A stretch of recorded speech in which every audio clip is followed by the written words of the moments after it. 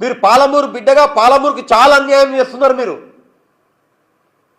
ఇక్కడ BJP party కూడా అన్యాయం చేస్తుంది. నేను మీటింగ్లో చూసిన మహబూబ్ నగర్లో ముఖ్యమంత్రి గారి మీటింగ్లో మన గౌరవ ఎంపీ గారు డికే అన్న గారు అంటున్నారు, పాలమూరు రంగారెడ్డి ఎత్తిపోతల పథకం జూరాలకి వెళ్ళి తీసుకుంటే బాగుంటుంది అని. 90% కంప్లీట్ అయింది అమ్మా.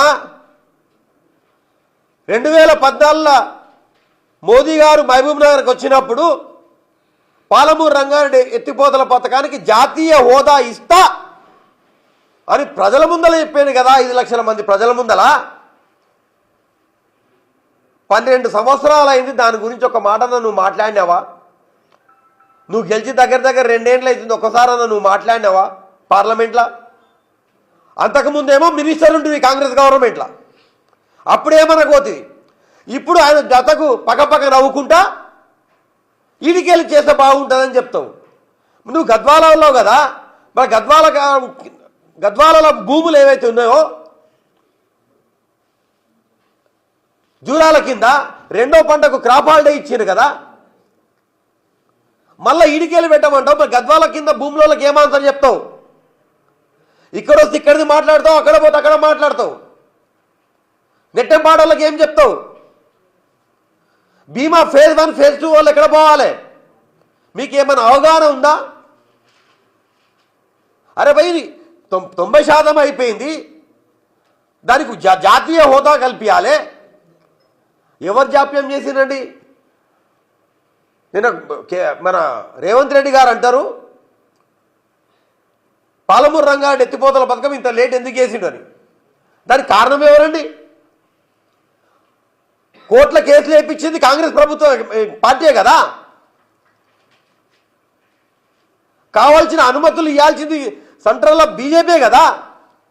ఎందుకు ఇవ్వలే? ఎన్నేళ్ళు తిప్పించుకున్నారు.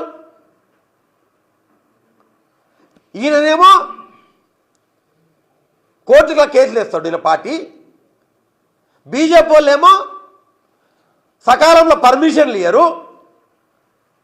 ఆడికైనా ఎంతో కష్టపడి 90% కంప్లీట్ చేస్తే మీరు జాతీయ హోదా అడగాల్సింది ఇడిచిపెట్టి ఆడ ప్రాజెక్టు గీడ కట్టిందని చెప్పి పక్క ముసుగులు నవ్వుతారా? ఎవరిని ఎక్కిరిస్తున్నారు మీరు? ఉమ్మడి పాలమూరు జిల్లా రైతాంగాన్ని మీరు ఎక్కిరిస్తున్నారా నవ్వి? అంత చిన్న చూపా మీకు? ఒక్కసారి మీరు ఆలోచన చేయండి. ఇలా మా నియోజకవర్గంలో కోయిలకోన మండలం ఉంది. పాలమూరు రంగారెడ్డి ఎత్తిపోతల పథకంలో 22,000 ఎకరాలు పారాలి. కాలువలకు టెండర్లు అయిండే, టెండర్లు క్యాన్సిల్ చేసిండు కదా. మళ్ళీ 2 ఏళ్ల నుంచి మళ్ళీ ఎందుకు పిలవలే? మూసీ ప్రక్షాళనకు మీకు 1,50,000 కోట్ల రూపాయలు ఉంటాయి కదా. ఇంకో 10,000 కోట్లు పెడితే మొత్తం మీద ప్రాజెక్టే కంప్లీట్ అవుతుంది కదా. దాని నుంచి ఒక 12 లక్షలు 14 లక్షల ఎకరాలు మళ్ళీ మనకు ఆయకట్టు పెరుగుతుంది కదా. నారాయణపేట నియోజకవర్గంలో 1,25,000 ఎకరాలకు పారుతుంది కదా. మక్తల్లో 1,00,000 ఎకరాలకు పారుతుంది కదా. కొడంగల్ నియోజకవర్గంలో 1,14,000 పారుతుంది కదా. అవసరం లేదా? మూసీ ప్రక్షాళనలు అంటారు చెయ్యి, కానీ దానికన్నా ఇది ఇంపార్టెంట్ కాదా? మా జిల్లా వాడవు కదా. ఒకసారి మీరు ఆలోచన చేయాలి.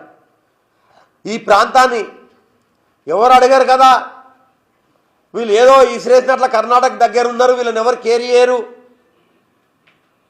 అని అనుకుంటున్నారు.